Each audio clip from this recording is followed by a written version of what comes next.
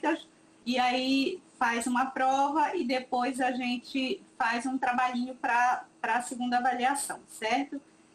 Eu trouxe também como atividade didática para cada aula teórica uma questão. Então, quando vocês forem acessar aí o Classroom, tem esse slide aqui, que é o que eu vou apresentar agora para vocês, certo? Se vocês abrirem aí as atividades do Classroom, vocês vão ver que tem um pequeno vídeo também. Esse vídeo tem 11 minutinhos. Eu não vou passar o vídeo aqui. Se eu tivesse presencial, eu ia passar o vídeo. Vou deixar para vocês assistirem esse vídeo, beleza? E tem também um texto, tá? O texto tem uma correlação com isso aqui que eu vou apresentar no slide. Então, e no final de tudo tem, claro, uma questãozinha que eu quero que vocês... É como se fosse a atividade de fixação de conteúdo, tá? Então, tem o slide, tem o vídeo, tem o texto e tem a atividade que vocês podem responder. Não precisa ser agora, mas eu quero que vocês façam esse compilado de respostas para entregar para mim no dia da primeira avaliação, certo? Então, essas perguntinhas aqui, essas atividades que são do final da aula, são atividades que vocês vão fazendo aos poucos e aí me entreguem no dia da primeira avaliação e assim vocês vão ganhar também um pontinho extra para quem fizer as atividades, tá? Para quem não fizer, não ganha um pontinho extra. A atividade da aula de hoje, se vocês podem ver, eu já vou até colocar aqui para vocês, quais são, é uma pergunta, tá? Quais são as expectativas sociais relativas ao conforto ambiental? Como é que vocês vão responder isso? Prestando atenção aqui nos slides. Se ficar alguma dúvida, tem o texto e tem o vídeo, tá? Beleza? Todo mundo já viu aí? Quer que eu coloque aqui? Deixa eu colocar a atividade 1 só para vocês verem. Mas ela está lá no Classroom também. Agora resolveu tudo verificar. Impressionante. Só um minutinho. Tá carregando aqui essa bênção.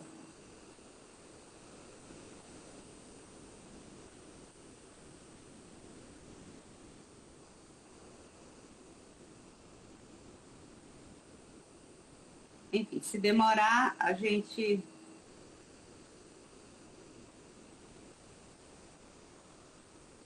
Gente, é isso. Tá demorando aqui e às vezes demora horrores de tempo, porque esse computador... Ah, não, pronto, voltou. Tá aqui. Então, a pergunta que vocês vão ter que responder sobre a aula de hoje, quais são as expectativas sociais relativas ao conforto ambiental? Beleza? Essas respostas, como eu falei, vocês vão... a resposta vocês vão obter aqui, através do slide, ou através do vídeo, ou através do texto. Tá? Recomendo fortemente que vocês leiam o texto. A gente pode... Também é uma coisa que talvez eu fizesse em sala de aula, a gente pode fazer uma leitura coletiva do texto, mas se vocês não quiserem, eu deixo para vocês lerem, cada um lê na sua casa, a gente não precisa fazer a leitura coletiva, tá?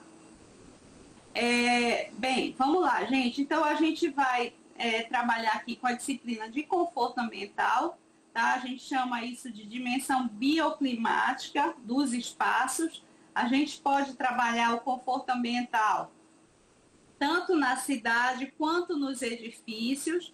A gente pode fazer intervenções humanas nas cidades e nos edifícios para que ambos, né, que são os locais do habitat natural do ser humano, se tornem mais confortáveis para o ser humano. Então, isso é uma coisa que precisa ficar muito clara, é que quando a gente fala de conforto ambiental, a gente está falando do conforto do ser humano, tá?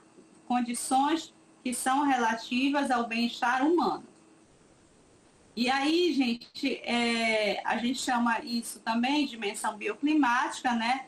E aí a gente pensa assim, bem, quando a gente pensa em clima, é claro, se a gente pensar em edifício, a gente pensa, não, tá quente, eu ponho um ar-condicionado, tá escuro, eu ponho iluminação, tá frio, eu ponho aquecedor. Isso daí são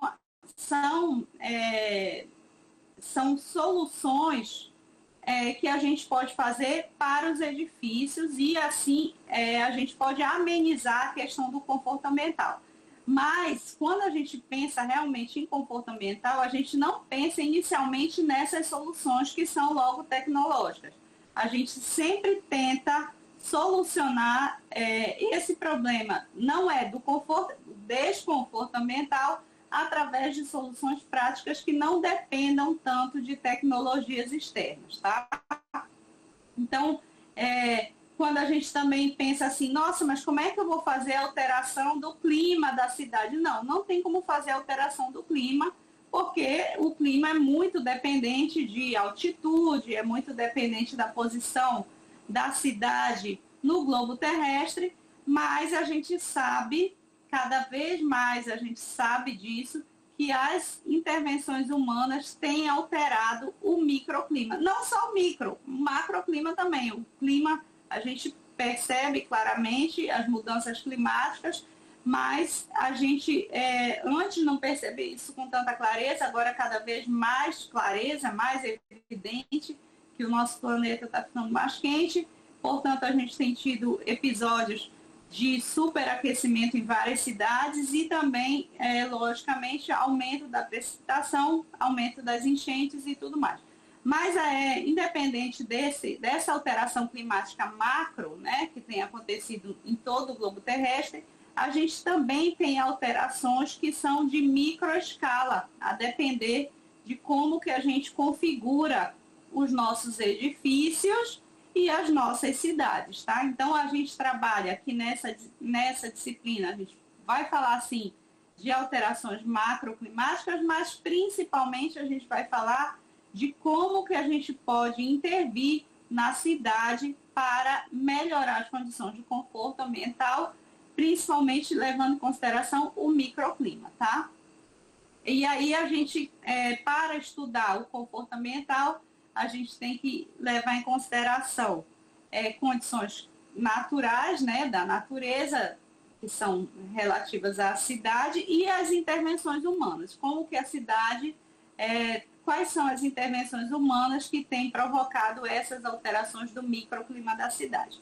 E aí, sempre quando a gente pensa em conforto ambiental, se está confortável, a gente nem precisaria intervir, nem precisaria estudar. A gente se preocupa realmente nas situações em que há desconforto, tá? Como que a gente pode deter? Primeiro, a primeira coisa, entender as causas do desconforto e como que a gente pode atuar nas cidades e nos edifícios, mas como eu já comentei aqui, a gente vai trabalhar especificamente com as cidades, como que a gente pode atuar para melhorar o desconforto ambiental nas nossas cidades, que é o nosso habitat principal, né? Onde a maioria dos seres humanos vive hoje em dia. Né? Aí a gente pensa assim, quais são as características dos espaços, e aí, como eu falei já, cidades ou edifícios que incidem no conforto físico das pessoas, né? Que características que esses lugares trazem que fazem com que as pessoas se sintam mais confortáveis ou menos confortáveis, tá? Então, essa sensação de bem-estar, de estar confortável, ela pode ser satisfeita, a gente pode suprir essa demanda do conforto através de modificações na estrutura espacial, no espaço, tá? A gente pode fazer intervenções espaciais e aí, a partir dessas intervenções na cidade, a gente melhora essa questão do desconforto, tá? E aqui eu sempre gosto de deixar muito claro que a sensação de bem-estar pode estar satisfeita com medidas que independem da estrutura morfológica. Como eu já falei, num prédio, eu não preciso necessariamente mudar a estrutura do prédio para estar um pouco mais confortável, por exemplo, quando está muito quente. Eu ponho o ar-condicionado e está resolvido, tá? O prédio é escuro, então eu ligo, ponho mais iluminação e resolvo. Mas aqui nessa disciplina a gente não vai fazer, o nosso foco não vai ser esse, não vai ser trabalhar com equipamentos para melhorar o desconforto, e sim com características físicas dos espaços, tá? E aí, é claro que a gente, quando está trabalhando mais detalhadamente em conforto ambiental dentro dos prédios, a gente lança a mão de todos os equipamentos. Mas, nesse caso, quando a gente está falando mais de cidades, a gente não tem tantas possibilidades quanto dentro dos edifícios, tá? E aí, gente, como é que a gente faz para avaliar, por exemplo, que é uma atividade que eu vou pedir para vocês fazerem para a segunda avaliação, fazer uma avaliação do conforto ambiental de um determinado espaço. Então, o principal critério para a gente avaliar o conforto ambiental é o fato das pessoas estarem se sentindo confortáveis ou estarem se sentindo desconfortáveis, tá? Então, a gente faz, na hora que a gente vai fazer a avaliação, como eu já falei, nós vamos fazer uma avaliação de uma determinada área da cidade, a gente vai lançar a mão desse critério, o bem-estar ou mal-estar das pessoas, tá? Então, a gente sabe que a cidade tem o poder de modificar, por exemplo, a temperatura. A gente tem inúmeros TCCs aí no curso de Engenharia Ambiental comprovando isso. Que a cidade tem, a mesma cidade, nem precisa ser uma cidade grande não, tá? Pode ser uma cidade pequena mesmo. Agora mesmo a gente tem um TCC lá em Paragominas, que está fazendo a avaliação de das diferenças de temperatura e umidade em diversas áreas da cidade, a depender de alguns parâmetros lá, um deles é vegetação. Então, a gente sabe que a cidade, ela tem, a depender de como ela esteja configurada, quais são os elementos que forem inseridos na cidade, ela tem o poder de modificar muito a temperatura. Por exemplo, áreas muito impermeáveis, áreas que optam por revestimento de piso que é escuro, como, por exemplo, asfalto. Isso tudo, a gente sabe que o asfalto ele é um retentor de calor e também ele reflete calor. Então, áreas que têm muito asfalto, áreas que são muito impermeáveis, áreas que já não possuem mais quase nada de vegetação, tudo isso são detentores, são possibilitadores de modificação, por exemplo, de temperatura, de umidade relativa do ar. A gente sabe, por exemplo, também que a depender do relevo, né? Tem cidades que tem... Aqui na nossa cidade, a gente tem uma cidade praticamente plana, mas com raras exceções, pequenas exceções em que a gente tem uns aclives ou declives, mas a gente sabe, por exemplo, isso a literatura está mais do que comprovada, que em cidades em que tem um relevo mais acidentado, a depender da posição onde você coloque as casas, as áreas de moradia, ou as indústrias, ou as áreas potencialmente poluidoras, você pode também aquecer mais a cidade ou diminuir a temperatura da cidade. Você pode fazer com que a cidade fique mais escura, determinadas áreas da cidade fiquem mais escuras, receba menos luz solar, dependendo da hora do dia, possam ser potencialmente mais poluentes ou menos poluentes. Tá? Então, estou falando de maneira genérica, depois a gente vai detalhar cada um desses itens, mas é só para vocês entenderem que a cidade em si, a depender de como ela é configurada, ela tem um grande potencial de modificar esse microclima e ela ser confortável ou desconfortável. Condições climáticas são fatores de satisfação ou de desconforto. E aí, sempre que você chega num lugar, seja ele qualquer, pode ser uma cidade, vou dar um exemplo, por exemplo, quando a gente, não sei qual de vocês já teve essa experiência, mas quem já teve essa experiência vai se identificar. Viajou de avião para um lugar frio. e aí você retorna para Belém, né? Que normalmente está sempre muito quente, muito úmido, e você viajou para um lugar frio e seco.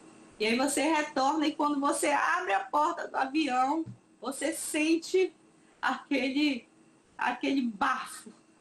E essa é uma das primeiras sensações humanas que podem causar imediatamente ou satisfação, a depender da pessoa, né? Se ela está vindo, por exemplo, de um lugar muito frio, ela chega e se depara com esse calor humano até, né? Mas principalmente com esse calor da cidade, ela pode achar isso, inclusive, confortável. Mas, em geral, essa sensação de muito calor, ela não é muito confortável, ela é o contrário, ela causa desconforto, tá? E sempre quando a gente vai em qualquer lugar, pode ser cidade, pode ser edifício, uma das primeiras sensações corporais que a gente tem são essas sensações de calor ou de frio, de barulho ou de escuridão. Tá? Essas são as sensações principais que causam o bem-estar ou o mal-estar das pessoas quando chegam nos ambientes. Tá? E esse bem-estar, que é aquilo que a gente busca quando a gente estuda essa disciplina, a gente estuda essa disciplina para não para tentar amenizar o desconforto, o mal-estar. Então, quando a gente estuda essa disciplina, a gente está atrás do bem-estar das pessoas. Então, sempre quando a gente pensa no bem-estar, a gente tem que pensar nessa necessidade do conforto biológico, metabólico mesmo, que tem relação metabolicamente, fisicamente, com as configurações dos espaços onde a gente está. Tá? Então, quando a gente pensa em bem-estar das pessoas, a gente tem que pensar quais são os aspectos dos lugares, da configuração dos lugares que podem trazer esse bem-estar ou esse mal-estar. Lembrando que essa é uma das primeiras sensações que a pessoa tem entre se sentir bem ou mal em um determinado lugar, é se ela chega nesse lugar e ou está muito frio, ou está muito quente, ou está muito barulhento, ou está muito escuro. Isso tudo são sensações que podem causar um mal-estar nas pessoas, tá? Nem todas aqui, sempre eu coloco uma observação aqui no cantinho, quando vocês forem estudar os slides, podem dar uma lida. Nem todas as modificações são benéficas em todos os sentidos e algumas podem, às vezes a gente faz uma modificação em um determinado aspecto que podem desencadear impactos microclimáticos que são indesejados, tá? Então, um dos impactos microclimáticos mais indesejados são aí as ilhas de calor, a poluição do ar, ou um resfriamento excessivo, ou más condições acústicas. Então, às vezes, a gente faz uma modificação em determinada área da cidade e aí a gente consegue, ao invés de conseguir melhorar o conforto, a gente, ao contrário, a gente às vezes até modifica para pior. Às vezes a gente tenta solucionar, por exemplo, um problema que tem relação com a ausência de ventilação e a gente piora, por exemplo, questões acústicas. Às vezes a gente tenta melhorar um problema que é relacionado a assombreamento e aí a gente piora questões lumínicas. Então, a gente sempre deve levar em consideração, ao analisar o espaço, que às vezes uma determinada característica pode estar ajudando a melhorar um conforto, um dos aspectos do conforto, mas ao mesmo tempo pode não estar ajudando o outro, tá? Então nem sempre essa equação é simples de resolver. A gente sabe que cada lugar possui um clima característico do próprio lugar e há diversos fatores climáticos que admitem modificações mediante configuração espacial, diminuindo o desconforto e prejuízo à saúde humana, melhorando também condições de conforto hidrotérmico, acústico, luminoso e qualidade do ar. Tá? A gente vai ver, vocês vão ver aqui que muitas coisas se repetem, né? Quando eu falo que a gente pode melhorar o conforto ambiental das cidades através de modificação de espaços, o que vem primeiro na cabeça de vocês, gente? Qual é a primeira atitude que vocês, antes mesmo de ter esse conhecimento, que vocês imaginam que a gente poderia, por exemplo, na nossa cidade, né, que é uma cidade que tem um clima quente e úmido, que a gente poderia fazer para melhorar o conforto ambiental? Aí vamos pensar ele em geral, global. O que vocês acham que a gente poderia fazer rapidinho, assim, só para fazer um exercício aqui de raciocínio? Eu não escutei, Eline, pode repetir? Acho que acrescentar áreas mais verdes na cidade, visto que agora eles estão concretando bastante, principalmente com essas novas obras, que vem visando isso, concretar. A área verde está reduzindo cada vez mais. Perfeito, Eline. Essa daí é a solução, assim, que para quem vive nos trópicos, em clima quente e úmido, a gente não pode admitir que as soluções que são trazidas à baile para nossas cidades sejam essas soluções que é cada vez mais concreto e menos verde. Então, a gente sabe que pode ficar até lindo no papel, mas que a gente vai ter uma piora do nosso conforto, piora inclusive da nossa saúde, né? Então, esse é um dos aspectos que eu vou ressaltar sempre. Tem muitos outros, né? Mas eu quero deixar sempre muito ressaltado aqui com vocês a importância da preservação e do próprio reflorestamento urbano, tá? É um termo que não é tão usado, mas ele precisa vir de novo à tona, porque a gente tem que pensar nas nossas cidades cada vez mais verdes e menos cinzas, né? Cada vez mais verde e menos cinza. A gente também não pode esquecer que as áreas verdes, além de trazer todo esse conforto, né, que a gente já sabe, que a gente tem vários estudos aí que deixam mais do que evidente, além do que o nosso bom senso, do que o senso comum já entende, mas tem vários outros estudos trazendo dados, trazendo análises detalhadas através de medição mesmo, que já deixam isso muito evidente, né, a importância dessas áreas verdes para as cidades, para o conforto ambiental das cidades. A gente tem que levar em consideração também essa questão das nossas mudanças climáticas e principalmente esse aumento da precipitação.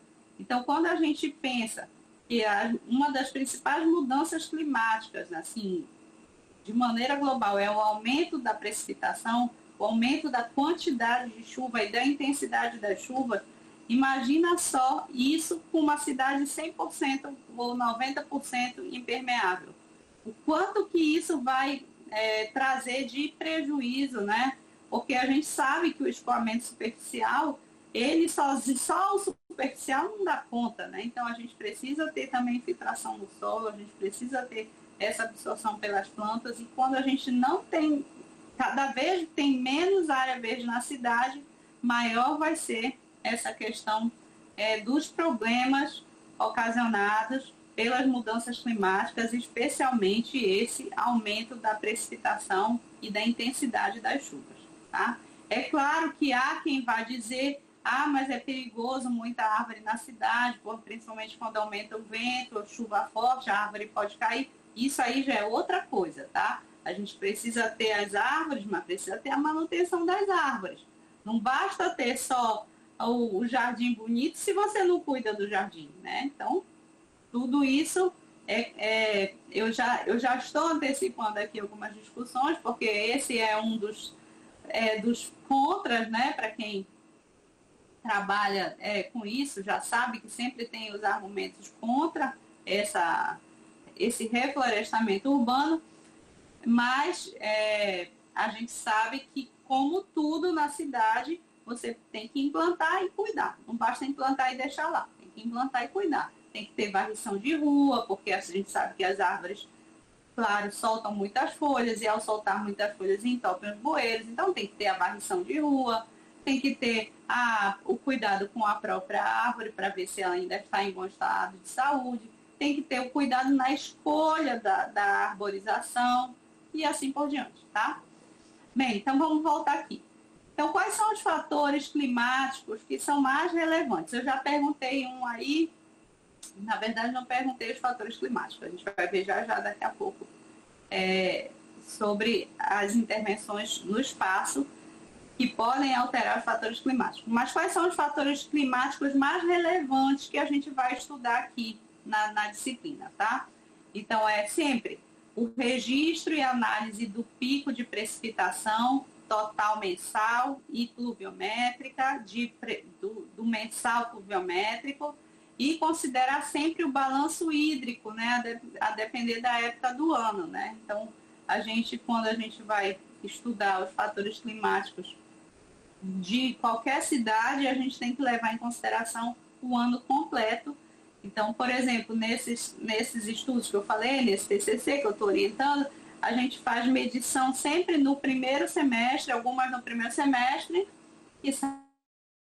que o primeiro semestre é o mais chuvoso da nossa região, e algumas medições no segundo semestre, que é considerado o período mais seco da nossa região. Embora a gente não tenha seca, mas a gente tem sim essas diferenças. O balanço hídrico das chuvas na nossa região, ela tem essa característica: no primeiro semestre mais chuva, no segundo semestre menos chuva, tá? Um outro fator, então esse é um dos primeiros fatores climáticos.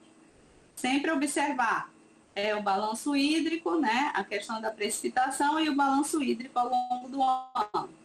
Outro fator climático que é muito relevante quando a gente faz análise do conforto, a questão da temperatura, e essa temperatura ela tem uma relação direta com a altitude da cidade. Então, sempre quando a gente vai fazer análise, tem que ver se essa cidade fica no nível do mar, fica 1.000 metros acima do nível do mar, 2.000 metros acima do... Dependendo da altitude, a gente vai ter características de temperatura diferentes, né? A umidade, a questão da insolação, dos ventos, da onde vêm os ventos. O vento, por exemplo, aqui na nossa região, os nossos ventos predominantes são na direção norte ou nordeste, a depender da hora do dia. A gente tem ventos predominantes vindo do norte ou ventos predominantes vindo do leste, tá? E aí, qual é o quadrante assim mais interessante sempre quando a gente pensa em orientar a nossa própria casa? Eu tenho uma casa aonde eu abro a minha principal janela, onde eu vou abrir para que entre bastante vento. Abra sempre na direção nordeste, tá? Que é entre o norte e o leste. Se você tem uma abertura na sua casa na direção nordeste, significa que você vai ter ventos, seja no momento em que o vento estiver vindo do norte ou no momento em que os ventos estiverem vindo do leste, tá? E aí, portanto, a posição nordeste é a mais interessante para que a gente tenha maior quantidade de ventos aqui na nossa cidade. Cada cidade tem uma outra configuração de ventos, tá? Isso depende muito da posição da cidade em relação ao mar, em relação ao corpo hídrico, o corpo hídrico que tem mais próximo e assim por diante, tá? E aí, gente, a temperatura e a umidade são duas características que estão relacionadas diretamente ao comporto metabólico das pessoas, tá? E a gente deve sempre considerar essas duas como uma das principais, né? Uma das mais importantes. Evaporação associada às condições de temperatura e insolação, em função da umidificação do ar, ocasionada pelo calor e pela luz proveniente do sol. Então, esses são alguns dos fatores climáticos que a gente leva em consideração quando a gente vai fazer análise, tá? Os ventos que incidem no cotidiano do conforto higrotérmico dos lugares.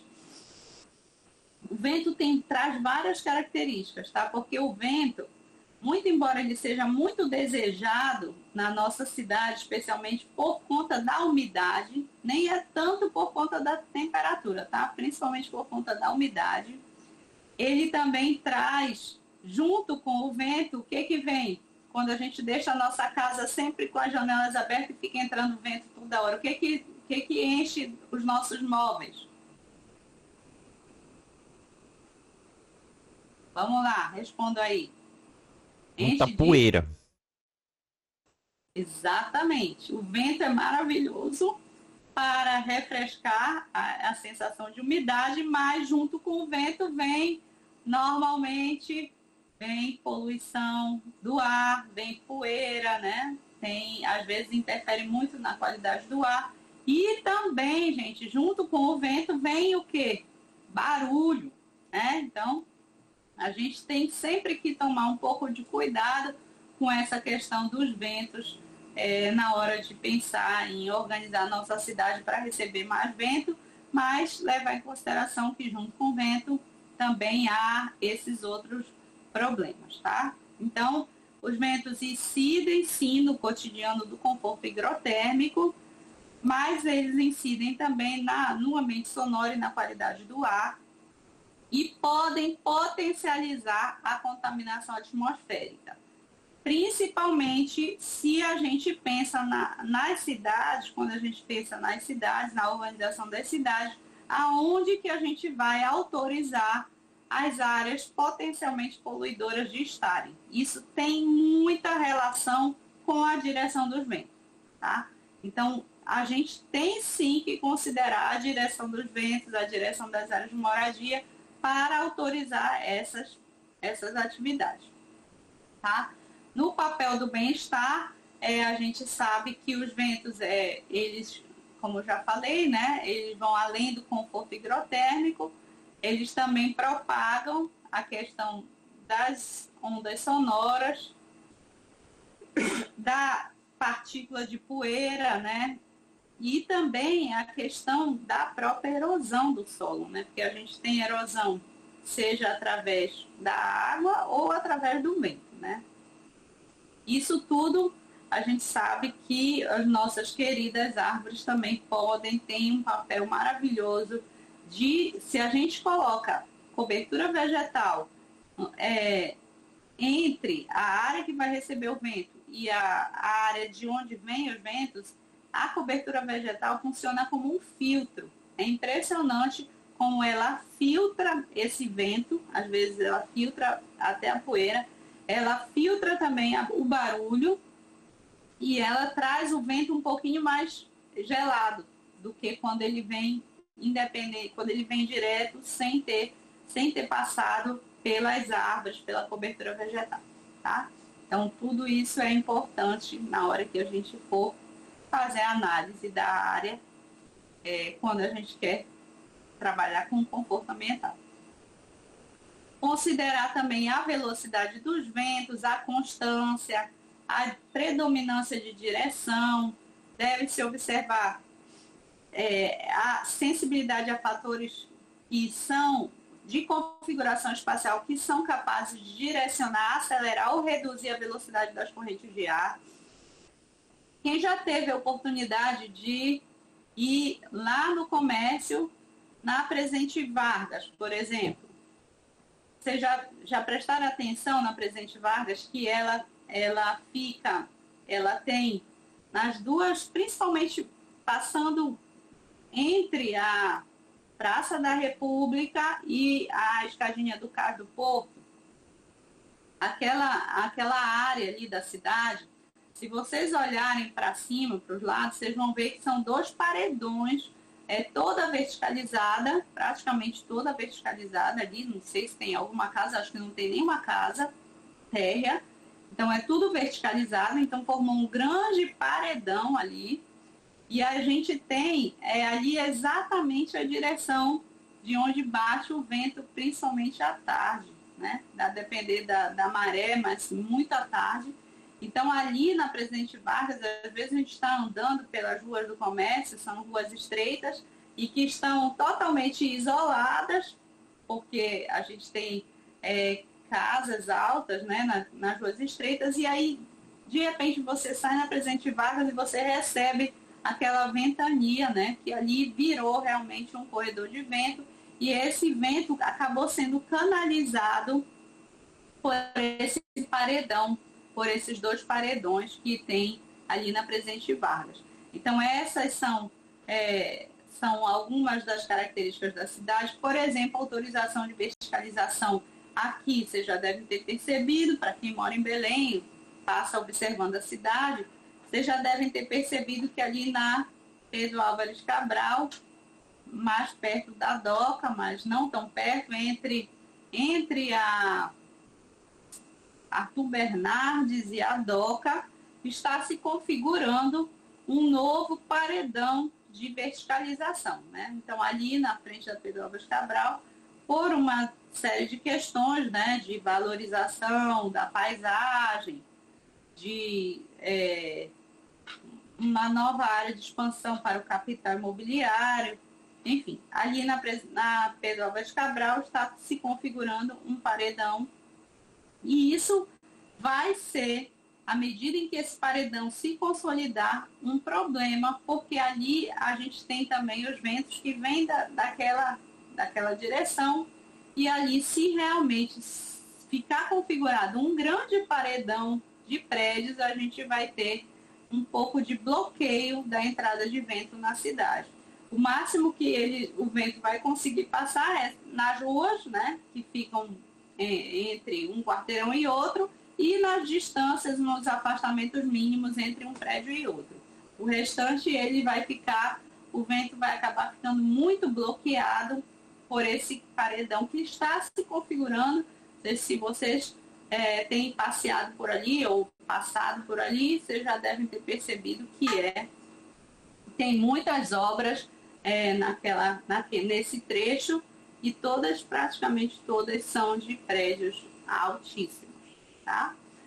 Então, esse é um outro fator, por exemplo, que vai impactar diretamente no conforto ambiental dessa área da cidade, que fica ali na direção, o bairro ali, o bairro do Telégrafo e o bairro do Marizal. São 2 bairros que vão receber, sim, impacto no conforto ambiental à medida em que essa área se consolidar, tá? Essa área de paredão de verticalização se consolidar.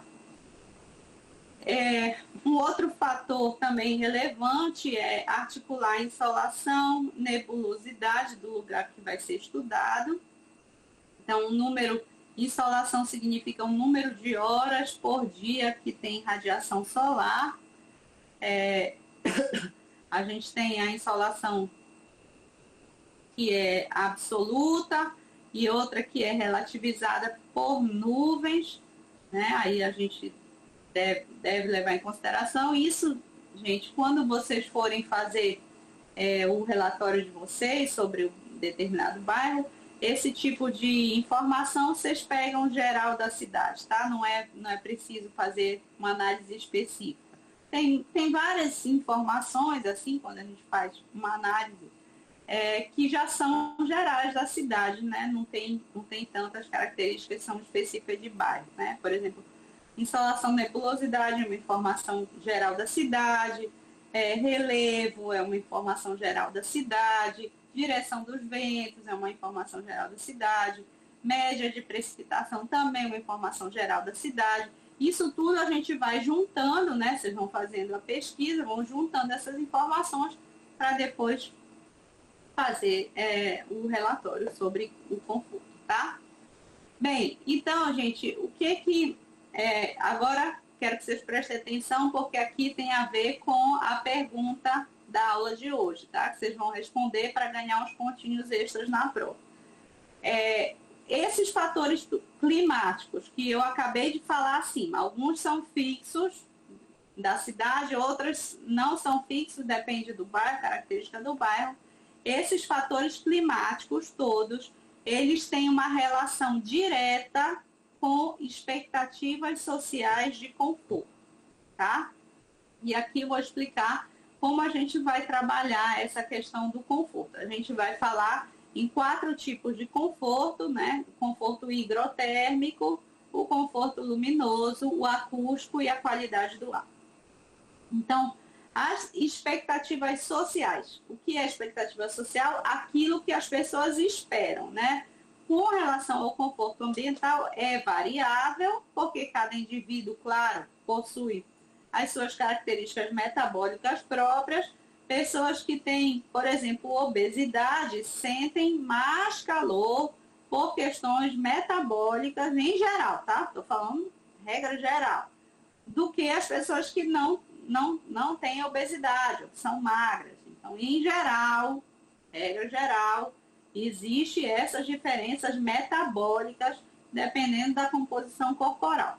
Mas aqui na disciplina, a gente não vai trabalhar com extremos, tá? Nem com as pessoas que sentem excessivo calor, né? Aquelas que sentem excessivo frio. E eu conheço, por incrível que pareça, pessoas que sentem frio em Belém. Eu conheço. Mas a gente trata isso como, na nossa escala, a gente trata isso como exceções, né? Quem sente excessivamente calor e quem sente frio em Belém, a gente não leva em consideração. A gente vai sempre trabalhar com a média, né, com o indivíduo mediano, mas a gente sabe, logicamente, que existem fatores metabólicos que são diferentes. Às vezes há uma diferença até entre homem e mulher, né? Então, muitas vezes os homens sentem mais calor e as mulheres sentem mais frio e tal, mas a gente vai trabalhar sempre com uma média, tá? Essas diferenças interpessoais que existem explicam, claro, são explicáveis pela sua história social ambiental, mas a gente, quando pensa em conforto, expectativa social de conforto, a gente pensa sempre no indivíduo médio, e aí as condições climáticas para o indivíduo médio, elas são mais ou menos semelhantes, seja para aquilo que a gente considera como positivo, quanto para aquilo que a gente considera como negativo, indesejável, tá? Principalmente porque as indesejáveis, elas fazem mal, inclusive, para a saúde, né? Para a saúde do ser humano. Então, altíssimas temperaturas, mesmo aquelas pessoas que sentem frio, ainda que elas digam que não estão com calor, elas estão sendo afetadas, a saúde delas está sendo afetada pelo excesso de temperatura. Tá? Uma coisa importante aqui, que eu coloquei aqui no lado, é o seguinte: a divisão desses tipos de conforto é apenas um artifício operacional, apenas para a gente se organizar, tá? Mas a gente sabe que os conectores sensoriais, eles não são assim, não estão separadinhos, né? Às vezes uma coisa, por exemplo, você entra num ambiente, pode estar tudo perfeito, mas se tiver um barulho insuportável, aquele ambiente, a temperatura pode estar ótima, a iluminação ótima, a qualidade do ar perfeita, mas se tiver um barulho insuportável, você vai sair dali achando aquele lugar péssimo, tá? Mas, assim como pode estar silencioso, você está respirando um ar maravilhoso, você pode estar com boa iluminação, mas se tiver um calor insuportável também, você vai achar péssimo o lugar. Então, ou excessivamente frio, tá? Eu sempre uso o exemplo do calor porque a nossa realidade aqui, mas pode estar também muito frio, tá? Então, é claro que quando a gente pensa em expectativa social, em conforto, a gente está falando... entrou o Vinícius já? A gente está falando de um todo, mas a gente aqui na disciplina, na hora de pensar, raciocinar tecnicamente sobre esse tema, a gente divide em 4 partes, tá? E aí, gente, é o que a gente vai estudar aqui ao longo da disciplina, né? Quais são os atributos espaciais da cidade que tem a possibilidade de alterar o microclima e, portanto, transformar esse microclima, que ele vá ao encontro, não de encontro, ao encontro das expectativas sociais de conforto para as pessoas, tá? Como a gente já comentei com vocês aqui, ó, algumas expectativas podem ser contraditórias, enquanto a ventilação é maravilhosa para o conforto higrotérmico, mas pode causar muita poeira e barulho dentro de determinado ambiente, tá? Então, algumas alterações físicas podem trazer melhor conforto para algum desses aspectos e pior para outros aspectos. Então, estudar os efeitos do ambiente climático sobre a saúde e o bem-estar biológico das pessoas. E todo lugar é um filtro ambiental. Todo lugar que a gente vai, ele atua como um filtro, tá? Então, a gente sabendo disso, sabendo que todas as características que a gente escolhe, seja para a nossa casa ou para a nossa cidade, vão ser filtros, a gente tem que ter consciência quais são as melhores escolhas que a gente pode fazer, tá? Porque todas vão ter implicações sobre o conforto metabólico das pessoas. As coisas assim que a gente pode até achar que não tem nada a ver, mas tem tudo a ver. Por exemplo, se eu escolho uma telha de cerâmica ou escolho uma telha que é de isopor e metálica. Então, quais são as diferenças de temperatura que vai ter, por exemplo, dentro da nossa casa? Tudo é filtro, gente. Tudo que a gente usa, inclusive a nossa roupa, inclusive as coisas que a gente escolhe para as nossas casas, para as nossas cidades, tudo funciona como filtro. Então, o importante é a gente ter consciência e saber fazer as melhores escolhas, ter as bandeiras certas para defender, porque a gente vai viver durante muito tempo ainda em cidades, já que o nosso modelo econômico esse, é um modelo que prioriza a vida comunitária nas cidades. Então, que a gente faça as melhores escolhas para que a gente tenha o máximo de conforto e saúde para viver nesses ambientes, tá? Então, por isso é importante conhecer quais são os atributos espaciais que interferem nessas condições microclimáticas e aproveitar dos seus benefícios para que eles se tornem menos nocivos, modificá-los para não serem nocivos e se tornem mais benéficos possíveis para a nossa vida. Beleza? Então, gente, essa daqui é a introdução. Além dessa introdução, aqui, gostaria de saber se vocês, a partir dessa fala que eu fiz agora, vocês já conseguem responder quais são as expectativas sociais relativas ao conforto ambiental? Sim, professora. Perfeito, ótimo. A partir de agora, eu gostaria que vocês, nesse já caminhar para o final da aula, que vocês dessem, são 4 páginas, sendo que uma delas é só um gráfico, tá? Eu gostaria que vocês dessem uma lida, se vocês quiserem a gente pode fazer isso aqui, se não eu posso deixar que cada um faça na sua casa, sobre esse livro, né? Depois eu vou compartilhar com vocês o autor e a gente vai estudar ele em outros momentos, né? Sobre bem-estar e conforto ambiental. E aí, aqui, inclusive, esse autor, ele detalha até mais, tá? Ele traz também o conforto visual. Eu não vou detalhar o conforto visual na disciplina, mas ele traz aqui um textinho. Ele fala sobre o conforto térmico, ele fala sobre o acústico, o olfativo, né? Para vocês verem, tem vários tipos, tá? Eu não vou separar tanto, tá? Aqui no olfativo tem a ver com a qualidade do ar, tá? Então, aqui ele fala principalmente sobre o térmico, o olfativo e o acústico. A gente vai falar, além do térmico,